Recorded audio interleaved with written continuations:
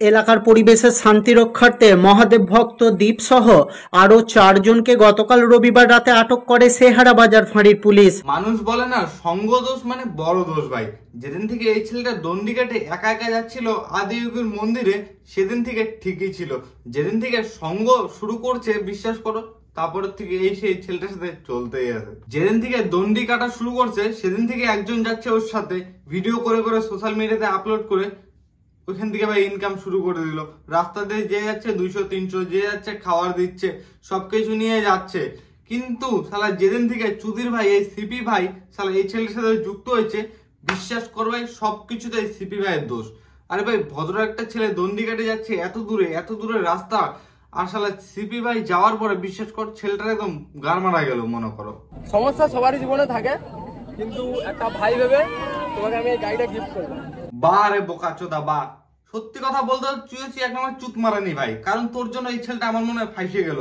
শালা মদ থেকে শুরু করে গাঁজা থেকে শুরু করে সবকিছু খাওয়ানো শিখাচ্ছিস তুই।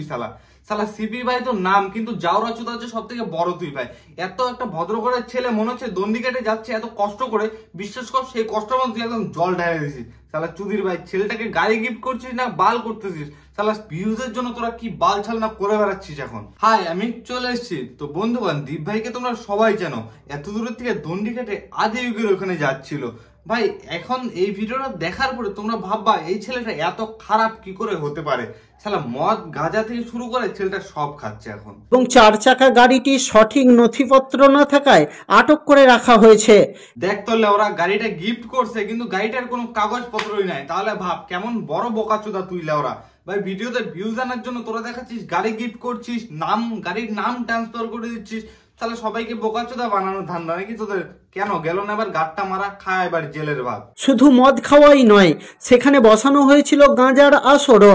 বা দীপ ভাই বা সবাই তোকে এতটা সাপোর্ট করছে, বিশ্বাস কর তো অতদূর যদি নাও যাইতে পারতি না তাও তোকে মানুষ ভালোবাসতো। কিন্তু এই ভিডিওটা দেখার পরে বিশ্বাস কর মানে মানুষের আশাই নাই তোর মধ্যে, মানে মানুষের একটা যে ভালোবাসা থাকে না তোর মধ্যে, সেটাই উঠে যাবে আজকের থেকে। বিশ্বাস করো দাদা, বলছি আমিও তোমাকে খুব ভালোবাসতাম, কিন্তু বিশ্বাস করো আমি ভাবলাম যে এতদিন থেকে ছেলেটা যাচ্ছে খুব ভালো কথা।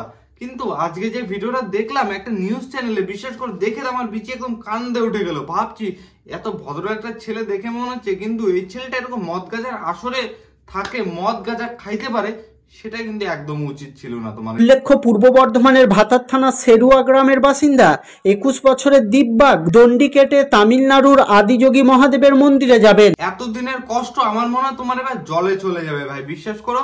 কারণ যে হারে তোমার ফ্যান ফলোয়ার হয়ে গেছিল, আমার মনে হয় ওইখান থেকে ঘুরে আসার পরে তোমার আর পিছন দিকে তাকানোর কোনো দরকারই ছিল না।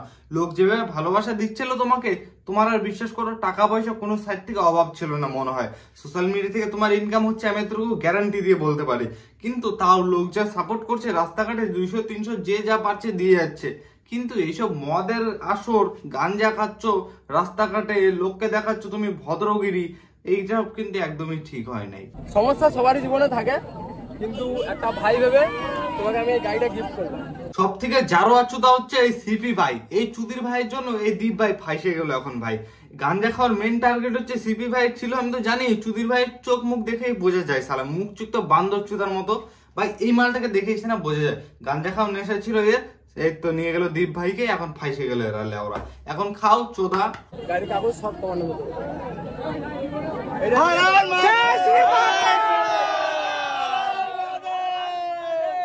আরে লেওরা ওর কাছে তো গাড়ির কাগজপত্রই নাই। চুদির ভাই তো খালি ভিউজের জন্য এসব করে বেড়াচ্ছে, আর আশেপাশের পাবলিক হর হর মহাদেব করে চিল্লাচ্ছে। বুঝতে পারছি মহাদেবের খুব বড় ভক্ত এই দীপ ভাই, কিন্তু এই সিপি ভাইয়ের জন্য ফাইসে গেল। এবার এই চুদির ভাইকে কি করা দরকার বলো, কমেন্টে জানাও এই চুদির ভাইকে কি করা দরকার। ভাই একটা ভালো একটা ছেলেকে ওরা ফাঁসাই দিল, দেখেই তো বান্দর চুদার মতো মনে হয় ভাই। এর ভিডিওতে ঢুকবা, বিশ্বাস করো এত গালি ছাড়া আর ভিডিওতে কিচ্ছু নেই। কোনো ভালো জিনিস দেখলাম না যে এই ছেলেটা করছে। আর চুদির ভাই যাচ্ছিল শালা আদিযুগের শালা শিব ঠাকুরের মন্দিরে। ভাই তোর শালা পুণ্য নাই চুদির ভাই, তুই সারা জীবন তুই পাপ করে গেলি, আর তুই শিব ঠাকুরের মাথায় জল ঢেলে কি সারা জীবনের পুণ্যটাকে করতে যাচ্ছিস?